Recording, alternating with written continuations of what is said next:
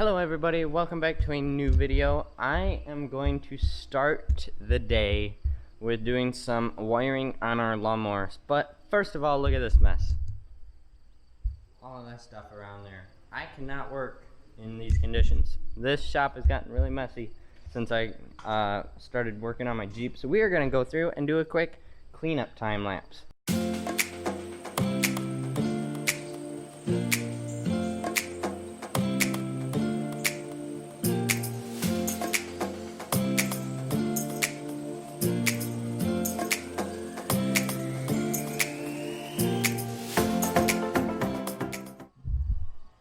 Floor is clean, the lawnmower's in the shop. I'll get to that in a second. I just wanted to show you guys, this is how much paint it took to paint my Jeep. We have, let's see, 1, 2, 3, 4. This one's still got some in it. 4 cans of paint, I think is what I'm counting there. And then 1, 2, 3, 4, 5 cans of clear.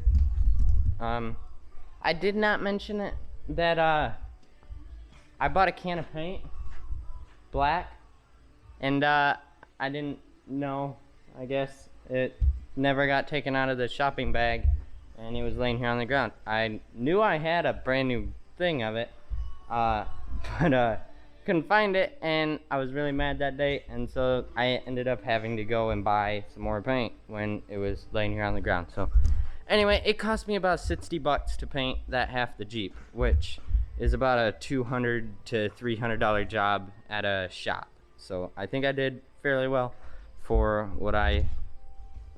the quality of work that I did. I think it was a pretty good value. So moving on to the lawnmower now, we have a problem with this switch right here. So sometimes when you're mowing, the mower will start to die. It is because we have the seat switch bypassed, but there is a short somewhere in the system still, and so it thinks you're off the seat, and so it starts to kill the motor. Sometimes it recovers itself. Sometimes you gotta flip the mower switch off and then back on.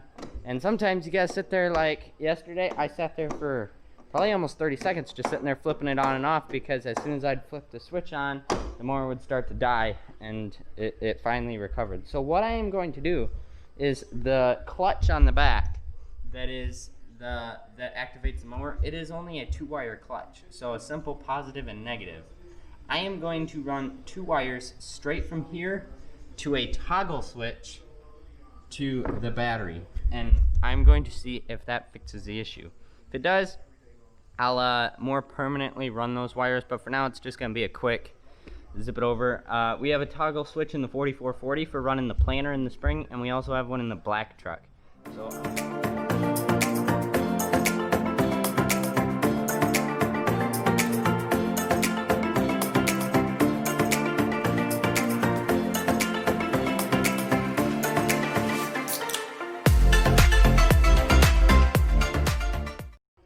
the wires are ran, so we have the positive going from the battery up here to the switch, which I'm going to tape right there in a minute. And I ran them both the same wire because I ran out of the black wire that we had. So from the switch it runs down to here, and then from the negative terminal it runs down to there. So very simple, very simple setup there. I just gotta tape up some stuff, put some zip ties in, and I already tested it, and the clutch engages and disengages, so that's perfect. I'm going to do some cable management, and then I'll be right back. I went through and taped up all the connections so that they won't get moisture in them, stuff like that. Just tape this to the original switch so it engages and disengages still. Got it zip tied here, here, and here, so that it just keeps the wires from getting caught in anything that might move. The lawnmower works great, so that is now officially fixed. Okay, so I don't know if you guys have noticed, but we have had a shed sitting in the background in my garden now for the past couple of days, and my plan was to get started working on the interior of it. It's nowhere near in depth of a project as the other shed was. There's no insulating, there's no sheeting. It's just gonna be tearing out. There's a bunch of like separate cages in there that are attached and stuff, and we just need to rip all that out and build kind of like a chick brooder slash meat bird growing area in there. And I want to keep all the garden tools and feed in there because it's taking up a lot of space in my other shed, and that was meant to be more of an office and growing area for the greens and things like that. So I want to get all of that stuff out. We might even move the dirt and stuff like that out of the blue shed and into the other one. It's a bit bigger. It's, oh, what was it? 10 by 12?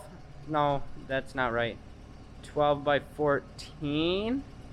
Yeah, I think it was 12 by 14. So it's a good size shed, and I cannot wait to get started on the project. I am going to be needing to get my hands on a power washer to power wash both of the sheds. Both of the sheds really need it. They're both really dirty, and the new shed is probably going to need a coat of paint eventually. Probably do it next spring because I can't afford it at this moment in time. So it's just going to be super exciting. Hopefully we're going to get to it tomorrow, which is going to be in a couple seconds for you guys. So anyway, I'll see you guys tomorrow, and hopefully we can get started on this shed.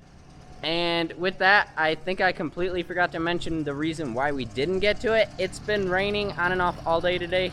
The Hurricane Laura has been sending us quite a few storms today, and we got a lot of rain. We had some ponds sitting, but by the end of the day they were gone. So apparently we needed it, and hopefully it pushes the pods on the beans really well. Good morning, everybody. You guys probably can't hear it, but I'm hearing the sound of about 3 different generators running. All the neighbors, of course. We don't use ours. Just wait for the power to come back on. We don't have to have power. So this is the new shed that I'm standing in front of right now. Don't know if you can see it. Give you a good look. Nice big, I'm pretty sure 12 by 14 like I said last night. Got a chicken door, so we're going to make use of that so that we can have an outside and inside area for our meat birds. Got a window in the back. It's just a little bit faded and a little rough looking, so hopefully eventually we can put a coat of paint on this thing. So now we'll take a look inside. So as you can see, it's kind of set up to have a bunch of different things in here. This would have been like feed storage, and so you got just a bunch of different individual animal pens, and I think we're going to be tearing most of this out. Probably saving things like hinges and stuff, but most of this stuff is coming out because we're gonna probably make this whole area into the meat bird area, and I'm gonna see if my rabbits will fit in along this wall. If not, they'll just go along the back outside.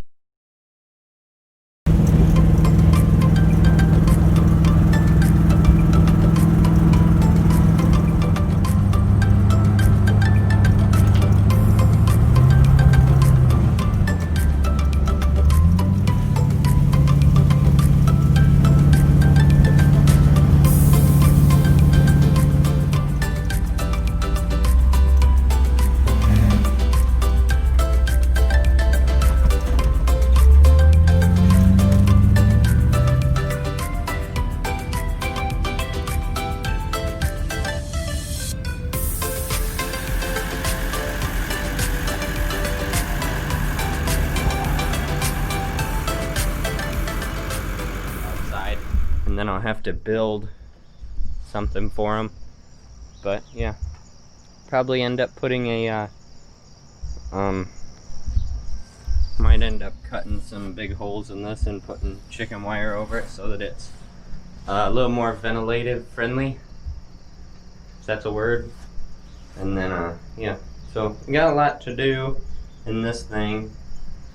I don't know why I was thinking it was going to be less work than the other one. It looks about the same, maybe more. So, but most of that's done. It had electricity where it was before, but we are not running any electricity or anything in this. So yeah. Okay, so it feels like I've been working over here for a while, and yet the only 2 things I've gotten are those 2 pieces right there. This thing is being a pain, and my drill battery went dead, and we don't have power right now, so I can't charge drill battery. So I went and got a different one. I grabbed this 20-volt DeWalt, and it just spins way too fast for taking screws out. Like, you need the low end RPM to get the screw started coming out, and this just goes from 0 to 100. So I'm gonna have to get my drill charge back up once power comes on, I guess. But we got this panel off here and we got this door off basically. So I'm gonna try and get this wire off once we get a drill going again and kind of get this side taken care of.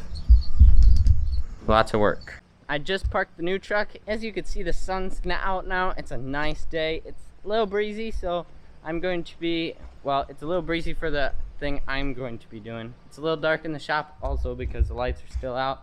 Still don't have power, but my project is to paint up my Jeep doors. So I got my doors here now. I just dropped them off and we need to start prepping them. I gotta figure out how they come apart because I'm gonna take all of this off so I can paint both sides. And then so we got a new toy the same day we brought the shed in, which I think was, when was that? I want to say the beginning of this week, but I think it was the end of last week. But it's a 10-inch Bauer battery operated chainsaw and we were gonna test it out today. We cut a few posts with it just to see how it'll do, but we got this shrub tree that grows up by the road every year and we cut it down every year and because we can't see every year, so we are going to get rid of it this year like we do every year. So we're gonna use this chainsaw though. Last year I used Dad's pole saw, and I think the year before that we had somebody else come in with their chainsaw because it's really hard for us to keep chainsaws running for some reason. But with a battery operated one, it's very little maintenance.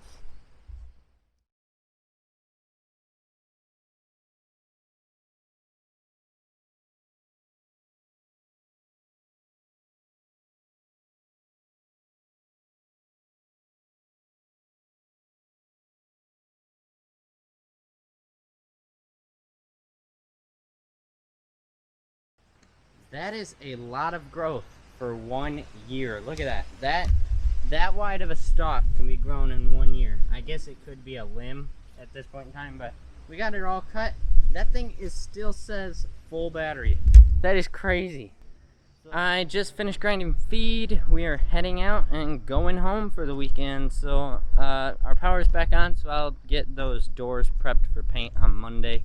And yeah, I couldn't get the branches picked up because everybody needed the skid loader tonight. So I'm gonna do that also on Monday and get those picked up.